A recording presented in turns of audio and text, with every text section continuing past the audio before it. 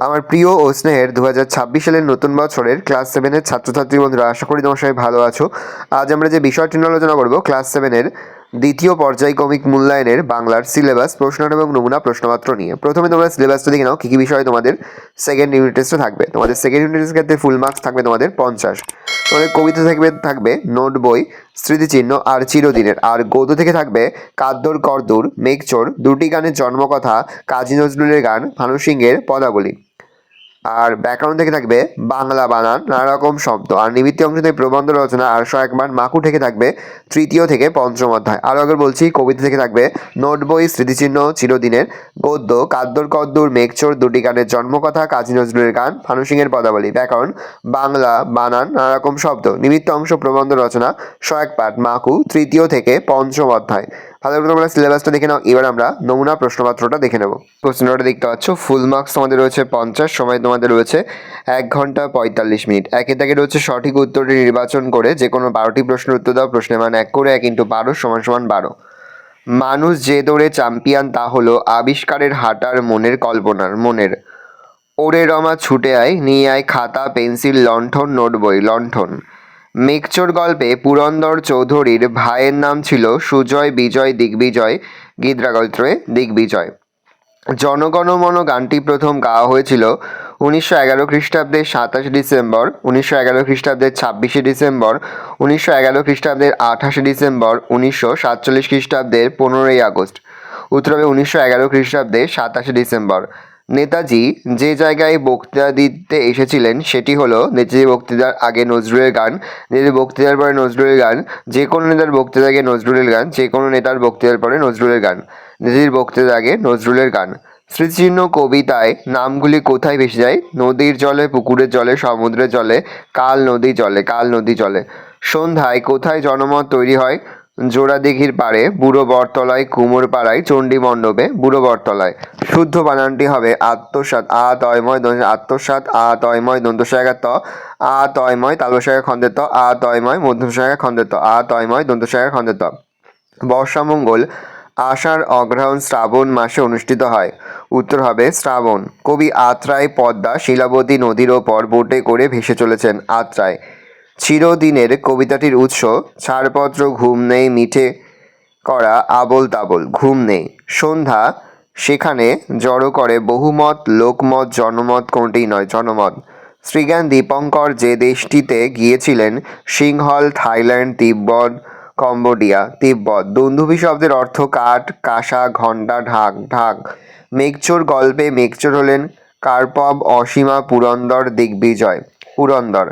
দুয়ে দাগে সংক্ষেপে নিচের প্রশ্নগুলোর উত্তর দাও। যে কোনো 12টি প্রশ্নের মান 1 করে 1 × 12 = 12। নোট বই পড়লে কি কি জানা যায়? নোট বই পড়লে ফড়িংয়ের কটা ঠ্যাং, আরশোলা কি কি খায়, হাতে আঠা লাগলে চটচট করে কেন, কাতুকুতু দিলে গরু ছটফট করে কেন, ইত্যাদি জানা যায়। কে কোথা থেকে কোথায় মেঘ এনেছিল? পুরন্দর চৌধুরী সাইবেরিয়া থেকে মেঘ নিয়ে এসেছিলেন সাহারা মরুভূমিতে এবং সেখানে 1 মাসে 100 ইঞ্চি বৃষ্টিপাত ঘটিয়েছিলেন। থিওসফিক্যাল কলেজের অধ্যক্ষের নাম কি? থিওসফিক্যাল কলেজের অধ্যক্ষের নাম জেমস এইচ কাজিন্স। কালস্রোতের ধৌত নাম নিত্য সমুজ্জ্বল। এখানে কাদের নামের সম্পর্কে এরূপ কথা বলা হয়েছে? যারা নিজের কাজের মধ্যে দিয়ে মানুষের মনকে জয় করতে পেরেছে তাদের সম্পর্কে কথা বলা হয়েছে। গ্রামের পাশে মজা নদী কি করে? গ্রামের পাশের মজা নদী বর্ষায় বিদ্রোহ করে। যে চাবিটা দিয়ে টিয়া মাহুকে চালু করে সেটা আসলে কি? যে চাবিটা দিয়ে টিয়া মাহুকে চালু করে সেটা আসলে সোনা টিয়া মামুনির সিঁদুর কাঠি। জাদুকর সোনা টিয়াকে কি দিয়েছিল? মাকু গল্পে জাদুকর সোনাটিয়াকে 2টো সাদা খরগোশের বাচ্চা দিয়েছিল। যৌগিক শব্দ কাকে বলে? কচুরিপানা একটি জলজ উদ্ভিদ। এখানে জলজ শব্দটি বিশ্লেষণ করে পায় জলে যা জন্মায়। জলজ শব্দটির দ্বারা আর অন্য কোনো বিশেষ অর্থ বোঝায় না। এর ব্যুৎপত্তিগত অর্থ ও প্রচলিত অর্থের মধ্যেও পার্থক্য নেই। এই ধরনের শব্দকে যৌগিক শব্দ বলে। বাংলা ভাষায় যৌগিক শব্দের সংখ্যা সবচেয়ে বেশি। রূঢ় শব্দ কাকে বলে? উদাহরণ দাও। যেসব শব্দের প্রচলিত অর্থের সঙ্গে ব্যুৎপত্তিগত অর্থের কোনো সম্পর্ক নেই তাদের রূঢ় শব্দ বলে, যেমন মণ্ড, প্রবীণ, হরিণ প্রভৃতি। হাতির ওজন কত? তার গতিবেগ কত? হাতির ওজন 7000 পাউন্ড, তার গতিবেগ 25 মাইল।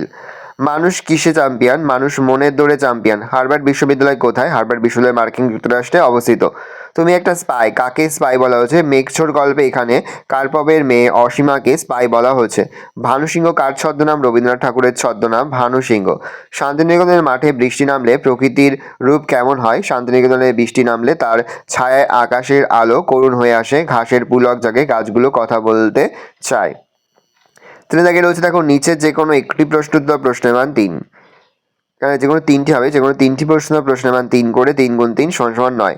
বাইরের চলাটা আসল নয়, লেখকের মতে আসল চলা কোনটি? লেখকের মতে মানুষের প্রকৃত চলা হলো তার মানভূমির মধ্যে। মানুষের মনের গতিবেগ আলোর গতিবেগ সম্পন্ন। এর তীব্র গতিবেগ সম্পন্ন মনকে সঙ্গে নিয়ে মানুষ বিভিন্ন দিকে তার পদচালনা করেছে, অজানাকে জানতে পেরেছে।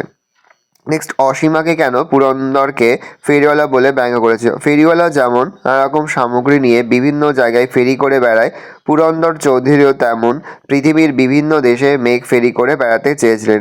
আলাস্কার লেক স্লেভার জল শুকিয়ে ফেলে তিনি 95,000 কিউবিক মাইল আয়তনে এক বিশাল জলভরা মেঘ তৈরি করতেন এবং তা বিভিন্ন দেশে ফেরি করতে চেয়েছিলেন, তাই অসীমা তাকে ফেরিওয়ালা বলে ব্যঙ্গ করেছেন।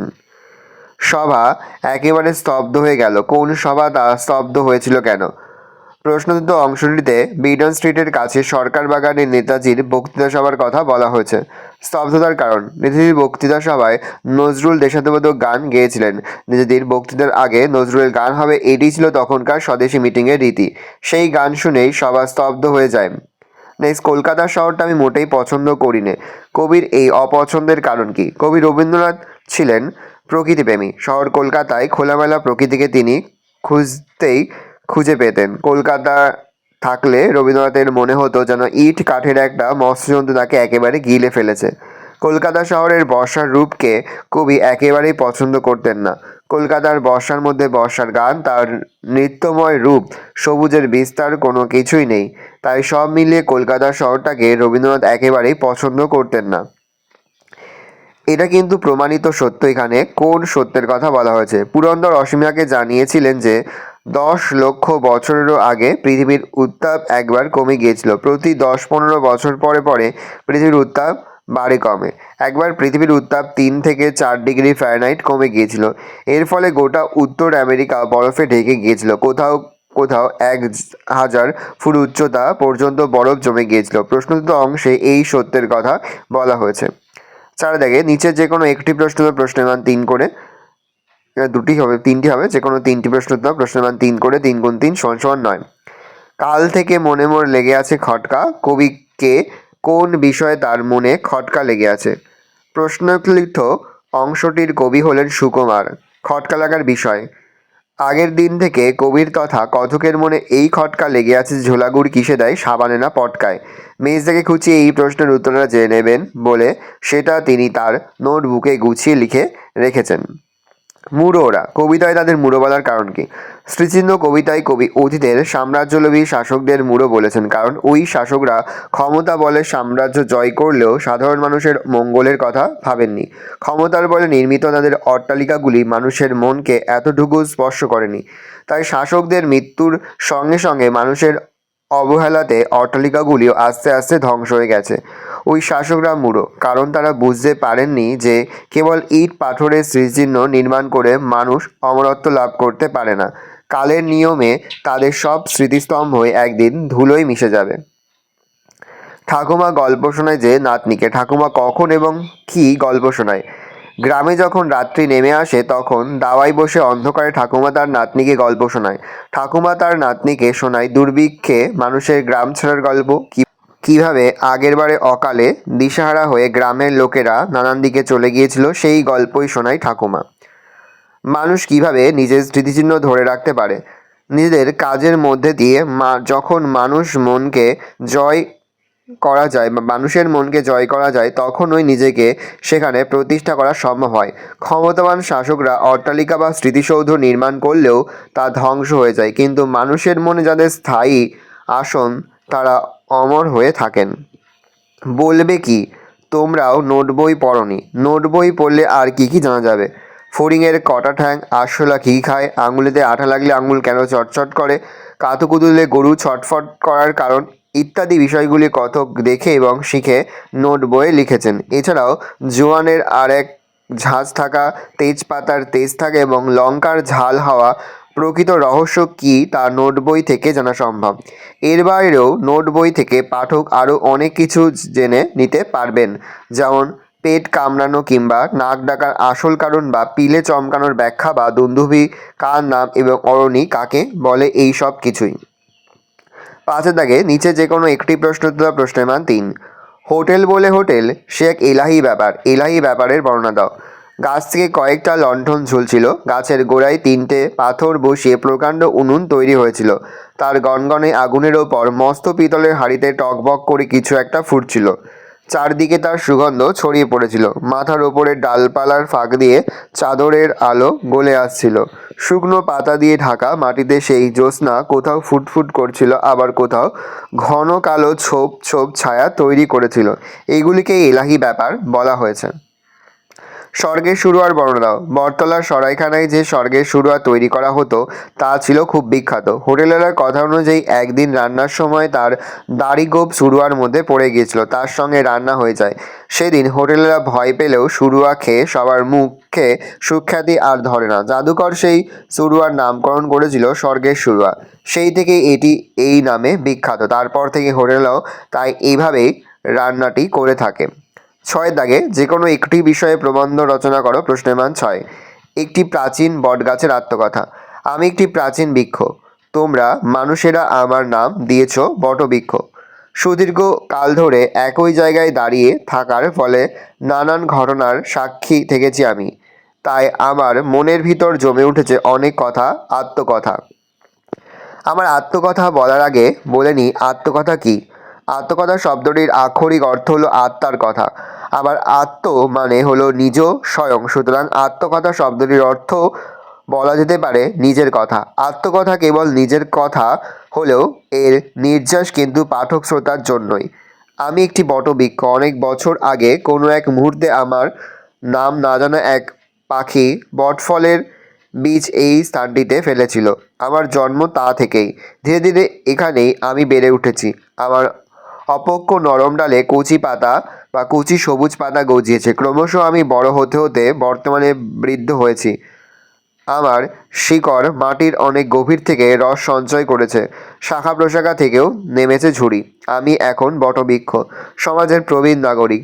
এই কথা ঠিক। আমি যেমন মানুষজন পশু পাখি ছাড়া বেঁচে থাকতে পারবো না, অস্তিত্ব হারাবো, তেমনভাবে মনুষ্য প্রজাতিরও আমাদের অর্থাৎ বৃক্ষদের ছাড়া চলবে না। আর একটিমাত্র বৃক্ষ হিসাবেও আমি মানুষের উপকারে লাগি, যেমন অক্সিজেন দিই, ছায়া দান করি। আমার পাতা বা ডাল জ্বালানি হিসাবে মানুষ ব্যবহার করে। শুধু মানুষ নয়, আমার পোক্ত ডালে বাসা বাঁধে নানান পাখি। আমরা ফল খেয়ে তার জীবন ধারণ করে কাঠবিড়ালি পোকামাকড়দেরও আমি আশ্রয়দাতা। তোমরা যখন আমায় পরিচর্যা করো আমার খুব ভালো লাগে। সবচেয়ে আনন্দের মুহূর্ত হলো যখন তোমরা আমায় ছায়ায় আশ্রয় নাও, আমাকে বৃক্ষ দেবতা হিসেবে পুজো করো, তখন আমার খুশির অন্ত থাকে না। কিন্তু যেদিন একদল মানুষ আমার শরীরের একটি বৃহৎ অংশ কেটে নিয়ে নিজেদের প্রয়োজন মেটালো, সেদিন খুব কষ্ট পেয়েছিলাম। একদিন একটা ইলেকট্রিক তার আমাকে ছুঁয়ে আমার সব রস শুষে নিয়েছিল। এছাড়াও একদিন তীব্র ঝড়ে আমার ছোট ডালপালাগুলি মুচড়ে পড়ায় আমি ভীষণ যন্ত্রণা পেয়েছিলাম। সবশেষে মানুষের উদ্দেশ্যে আমি একটি কথাই বলবো, একটি গাছ প্রয়োজনে কাটতে বাধ্য হলে তার বদলে 10টি গাছ বসাও। আমি প্রাচীন বটবৃক্ষ, সকল উদ্ভিদ প্রজাতির হয়ে এটাই মানুষের প্রতি আমার চরম ও শেষ দাবি। নেক্সট, পরিবেশের ভারসাম্য রক্ষায় ছাত্রছাত্রীদের ভূমিকা লেখো। দেখে নাও, আমি এর মুখে বলছি না, আস্তে স্ক্রল ডাউন করছি, তোমাকে কিন্তু অবশ্যই ভিডিও থামিয়ে বা স্ক্রিনশট নিয়ে কিন্তু সম্পূর্ণ উত্তরটা খাতে নোট ডাউন করে নেবে। দেখে নাও।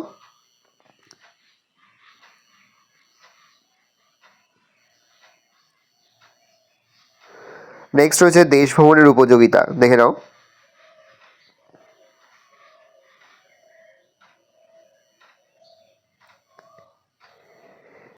ভালো করে দেখে নাও। এই রোজ টোটাল তোমাদের ফার্স্ট ইউনিট টেস্ট অর্থাৎ প্রথম পর্যায়ক্রমিক মূল্যায়নের 7-এর বাংলার প্রশ্নপত্র। ভালো করে প্রশ্নপত্র দেখে নাও। আশা করি ভিডিওটা ভালো লেগেছে। ভিডিও ভালো লাগলে ভিডিওকে লাইক করতে ভুলবেন না। আমার নতুন হও তাহলে সাবস্ক্রাইব প্রেস করে পাশে বেল আইকন প্রেস করার জন্য নতুন কোনো ভিডিও আপলোড করি সবার ফার্স্ট নোটিফিকেশন তোমরা পেয়ে যাও। আর এই ভিডিওটি তোমার বন্ধু বান্ধবী আত্মীয় সবার মধ্যে কিন্তু অনেক শেয়ার করে যাওয়া বছর সপ্তম শ্রেণীতে পড়ছে। আমরা কিন্তু ইতিমধ্যে সপ্তম শ্রেণীর প্রতি বিষয়ের সিলেবাস প্রশ্ন এবং নমুনা প্রশ্নপত্র কিন্তু আপলোড করে দিন এখনো পর্যন্ত। সেই ভিডিওগুলো না দেখে থাকো, ভিডিওগুলো কিন্তু তাড়াতাড়ি দেখে তোমাদের সকলকে জানাই আগাম পরীক্ষার অনেক শুভেচ্ছা এবং অভিনন্দন। আশা করি সকলের পরীক্ষায় খুব ভালো হবে। কোনো প্রশ্নের উত্তর লিখতে বা বুঝতে কোনো রকম অসুবিধা হয় তাহলে কিন্তু নির্দ্বিধায় কমেন্ট করে জানাতে একদমই ভুলবে না। আজ আমরা যে প্রশ্ন উত্তরগুলি নিয়ে আলোচনা করলাম, প্রতিটি প্রশ্ন উত্তরই কিন্তু এবছরের জন্য অর্থাৎ সেকেন্ড ইউনিট টেস্টের জন্য কিন্তু ভীষণ গুরুত্বপূর্ণ। সেহেতু প্রতিটি প্রশ্ন উত্তরই খুব ভালো করে এখন থেকেই তোমরা খাতাতে লিখে কিন্তু মুখস্থ করে ফেলবে।